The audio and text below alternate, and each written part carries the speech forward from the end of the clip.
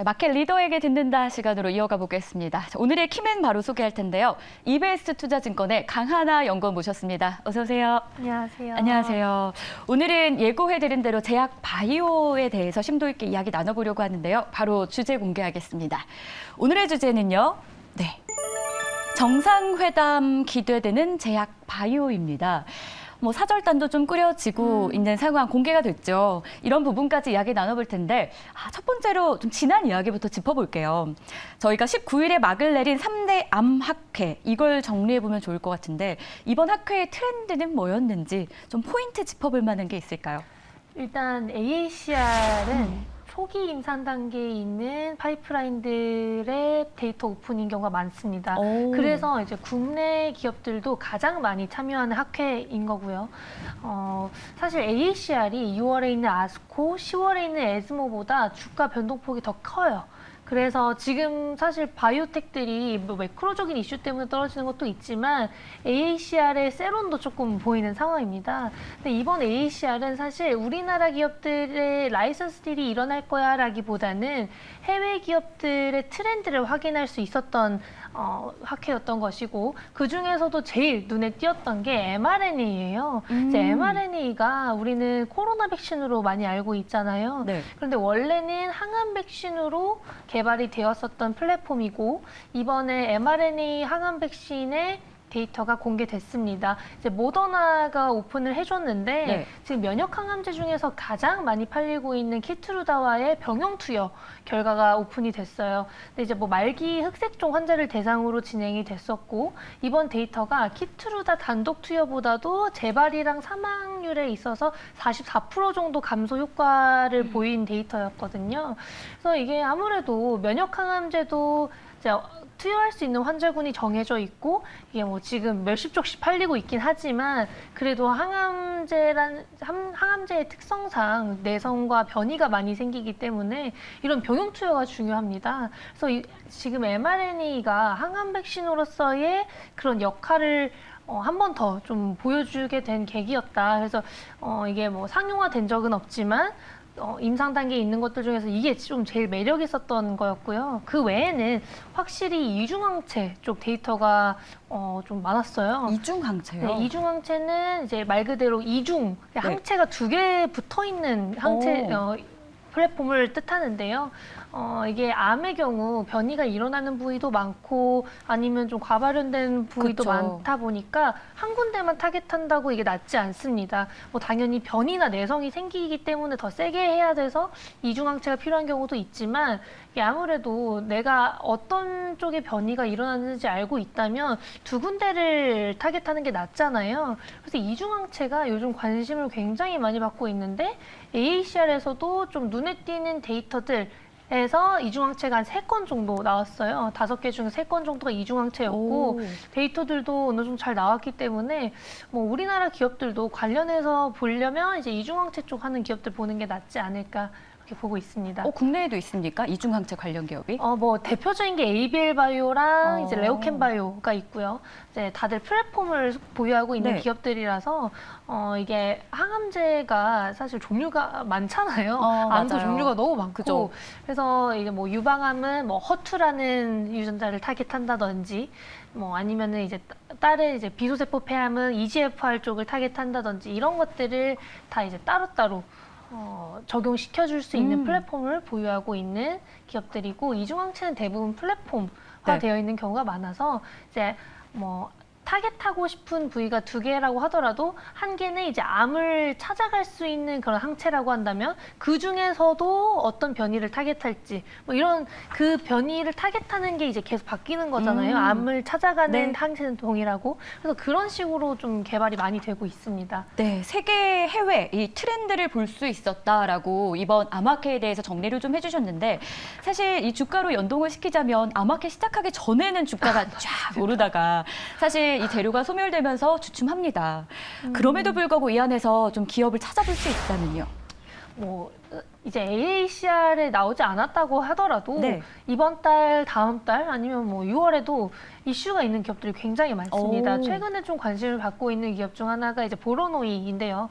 이제 보로노이 같은 경우에 AACR 그리고 아스코의 데이터 오픈은 있지 않지만 지금 의사분들한테 데이터를 뿌리면서 이제 임상 환자 모집을 해야 되니 그런 부분에 대해서 데이터 오픈이 되고 있는 상황이고 그래도 하반기에는 학회에서 데이터 오픈을 할 예정이에요. 근데 이제 5월에 아무래도 자체 파이프라인 중에서 가장 핵심 파이프라인이 C797S 이건 EGFR 표적 항암제 중에서도 이제 최근에 좀 변이가 많이 일어나는 부위를 타겟하는 게 C797S 타겟이거든요. C797S IND 파일링이 한 5월 말쯤으로 예상이 되고 있는데 이제 보로노이를 제가 좋아하는 이유가 이게 GDC예요. GDC가 뭐냐? 이제 원인이 확실한 분야에 대해서만 이제 만드는 그런 약이에요. 그러니까 어려워요. 내용이 진짜 어려운데 어떻게 다 외우십니다. 대단하신데요. 이게 사실 질환의 경우 원인이 확실하지 않은 네. 경우가 더 많잖아요. 근데 맞아요. GDC는 여기에 변이가 일어나서 이 질환이 발생한 거예요. 라는 분야예요. 그러니까 이제 암 항암제를 만들다고 하더라도 이제 원인이 확실한 부분만 얘네가 타겟을 하는 거거든요. 그렇다 보니까 임상에 들어가기 직전의 데이터랑 임상 데이터랑 큰 차이가 없습니다. 왜냐하면 타겟하는 게 확실하잖아요. 제조를 이미 난 그렇게 했고 이 트렌드가 동일할 거기 때문에 보로노이랑 같은 그런 GDC 하는 기업들은 다 IND 파일링 할 때부터 좀 주가가 잘 가요. 기업 가치가 증대되는 경우가 많고 임상 일상 데이터는 보통 통상적으로 굉장히 좋게 나오기 때문에 좀 미리미리 좀 많이 보시는 분들도 좀 있는 것 같다. 그리고 이제 뭐 보로노이의 지금 파트너사, 보로노이가 라이센스 아웃한 의약품을 갖고 있는 이제 해외 기업 중 오릭파마가 하반기에 임상 일상 데이터를 오픈하는 것도 좀 모멘텀이다. 이렇게 봐주시면 될 것 같고, 이제 국내 기업들 중에서 임상 3상에 있는 파이프라인을 2개나 갖고 있는 기업이 어딘가요? 거의 없는데, 이제 한올바이오파마가 있어요. 한올바이오파마도 4월 달에 이제 안구 건전증 신약의 데이터, 미국 데이터가 4월 말에 나옵니다. 근데 이게 옛날에 안 좋게 나왔던 경우가 있어서 기대하시는 결과가요? 분들이 많이 없어요. 근데 지금 한올바이오파마 자체가 기업 가치가 굉장히 많이 내려와서 좀 싸기 때문에 안구건조증 데이터가 안 좋게 나온다고 하더라도 여전히 너무 싸요. 그래서 지금 뭐 사실 바토클리맙이라는 자가 면역 질환 치료제 가치도 반영이 안 되어 있는 지금 상황이라서 이게 안 나오게 돼서 만약에 빠진다고 한다면 오히려 더 매수 기회지 않나 그렇게 보고 있고 이제 뭐 마지막으로는 네. 이제 바이오니아 같은 경우 이번 달 말에 아모아존 출시를 앞두고 있습니다. 이제 아마존 출시를 앞두고 있는 거는 이제 탈모 화장품인데요.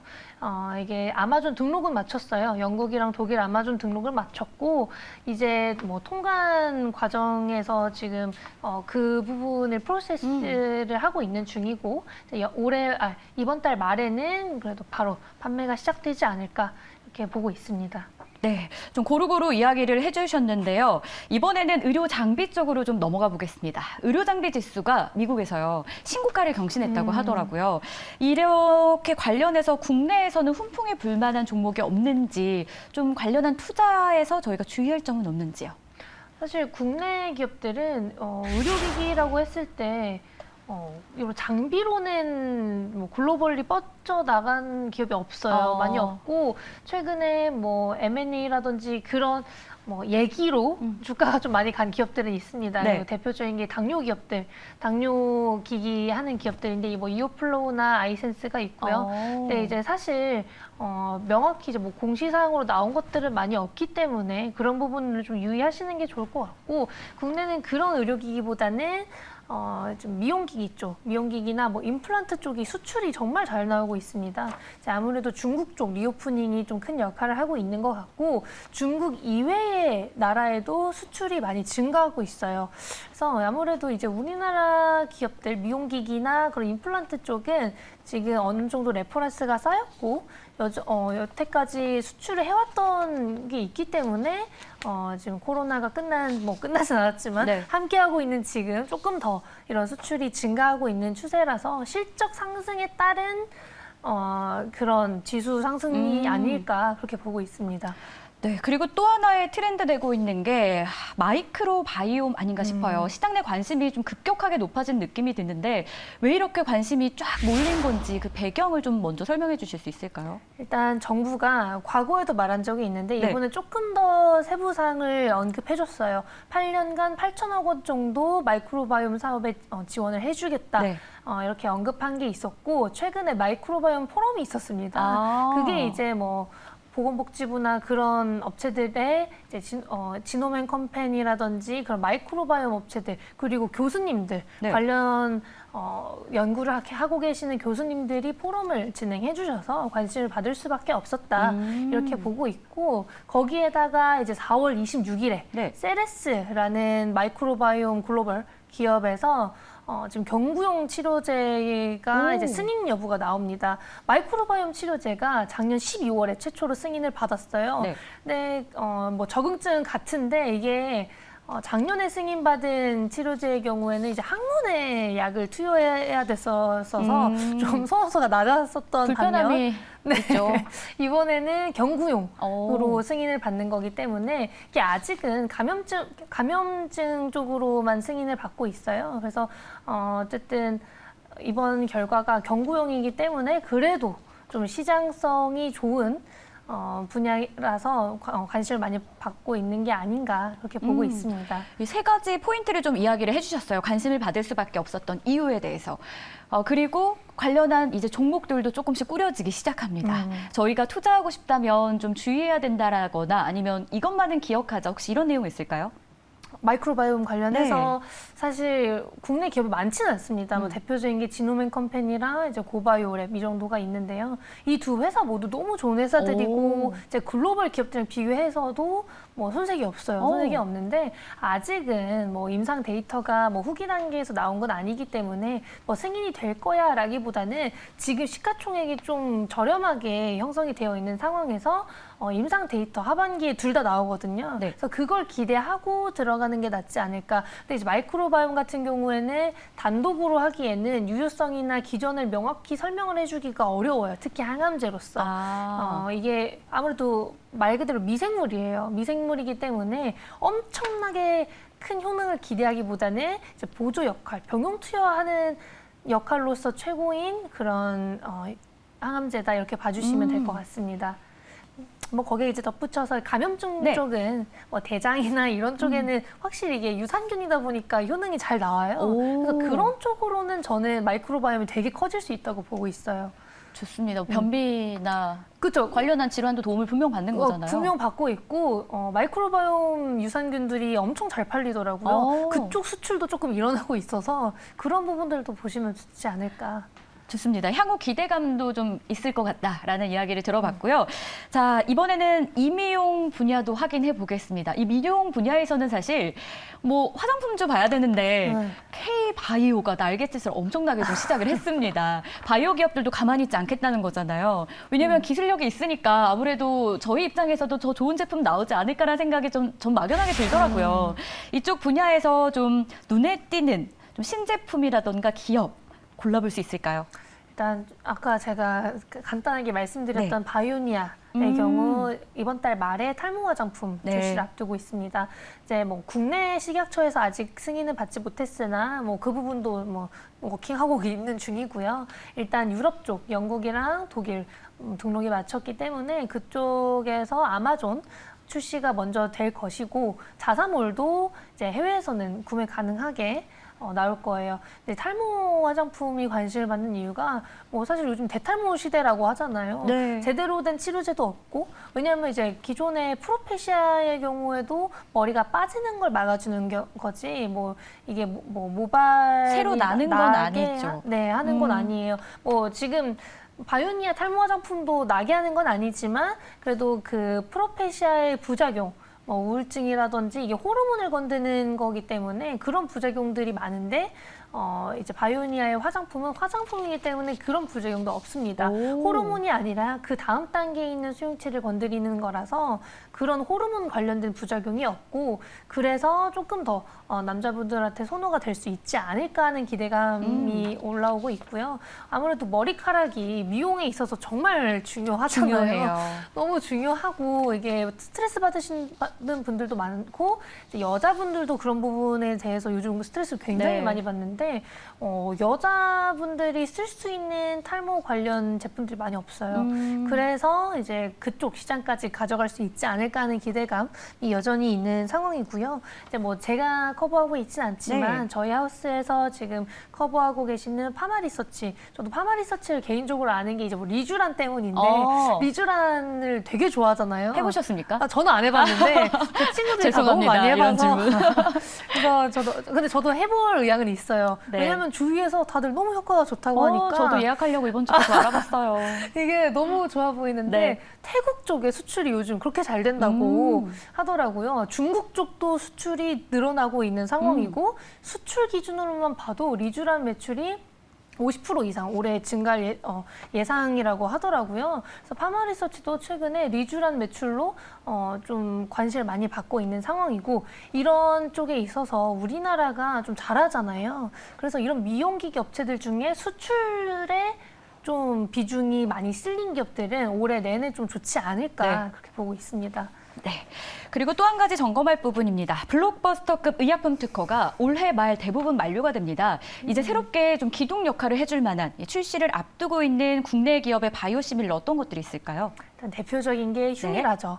네. 휴미라도 이제 특허 만료가 올해 7월이라고 알려져 있는데 미국 쪽은 네. 올해예요. 근데 유럽 쪽은 재작년이었기 때문에 좀 다른데 미국이 시장이 훨씬 크기 크니까. 때문에 올해가 제일 중요하다 이렇게 봐주시면 될 것 같습니다. 그래서 올해 이제 휴미라 바이오시밀러들이 많이 나오게 되는데 국내 기업은 삼성바이오에피스랑 셀트리온이 대표적입니다. 두 회사 모두 7월 1일에 휴미라 바이오시밀러 출시를 앞두고 있고요. 삼성바이오에피스의 경우에는 고농도, 저농도를 모두 다 승인을 받은 상황이고 셀트리온은 기다리고 있어요. 그래서 5월쯤을 예상하고 있습니다. 그래서 어쨌든 7월 전에만 승인을 받으면 돼서 뭐 큰 문제가 되진 않을 거다 이렇게 보고 있고 휴미라 오리지널 시장이 23조 정도 됐었어요. 그래서 바이오시밀러 시장이 아무리 약가가 많이 떨어진다고 하더라도 그 반 정도는 당연히 가져갈 수 있을 거라고 보고 있고 이제 바이오시밀러 시장도 보험 등재 여부가 굉장히 중요한데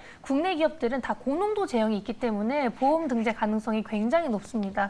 그래서 이 기업들이 내년에 만약에 보험 등재가 된다고 한다면 최소 그 10조 원대 시장에서 5%, 10%씩은 다 가져갈 수 있지 않을까 그렇게 보고 있고 거기에 이제 뭐 스텔라라라는 자가면역 질환 치료제도 올해 미국 특허 만료를 앞두고 있어요. 9월에 특허 만료를 네. 앞두고 있는데 삼성바이오에피스랑 셀트리온이 아직 승인은 받지 않았고 둘 다 삼상 완료를 했다. 그래서 승인을 기다리고 있다 이렇게 보시면 될 것 같습니다. 네. 마지막으로 정리해 보겠습니다. 이제 방미 일정 앞두고 저희가 어떤 시사점을 좀 찾아볼 수 있을지요? 사실 이번에 바이오 기업들이 많이 가잖아요. 네. 근데 이제 미국에 법인이 있는 기업들 위주로 그냥 같이 가는 거라고 하더라고요. 그리고 이제 자기가 거절했다고 주장을 하시는 바이오텍들을 좀 있어서 이제 간다고 무조건 잘 될 거야라고 생각을 하시는 것보다는 이번에 방문을 하면서 미국에 있는 기업들을 어떻게 좀 꾸려나가고 정부가 어떤 식으로 바이오를 이제 더 도와줄지에 대해서 주목을 하시는 게 제일 좋을 것 같습니다. 네, 정부가 바이오를 이끌어줄 발판을 어느 정도 만들어주느냐 한번 체크해 보겠고요. 지금까지 EBS 투자증권의 강하나 연구원이었습니다. 고맙습니다. 감사합니다. 네, 준비한 소식 다 전해드렸습니다. 저희는 다음 주 이 시간에 다시 찾아올게요. 시청해주신 여러분 고맙습니다.